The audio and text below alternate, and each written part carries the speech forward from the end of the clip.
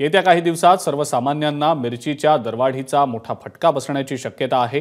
कारण राज्यातील सर्वात मोठा मिरची उत्पादक जिल्हा असलेल्या नंदुरबारमध्ये मिरची पिकावर सततच्या पावसामुळे आणि ढगाळ वातावरणामुळे विषाणूजन्य रोग आणि अळीचा मोठ्या प्रमाणावर प्रादुर्भाव झाल्याचं दिसतंय।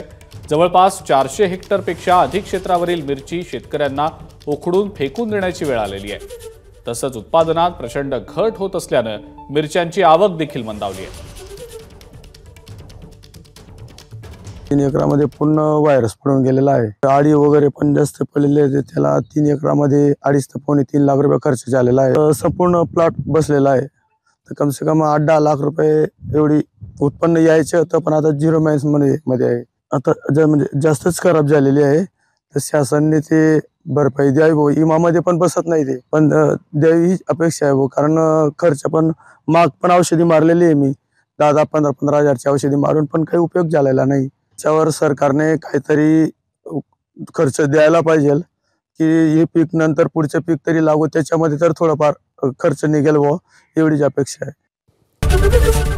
एबीपी माझा, उघडा डोळे बघा नीट।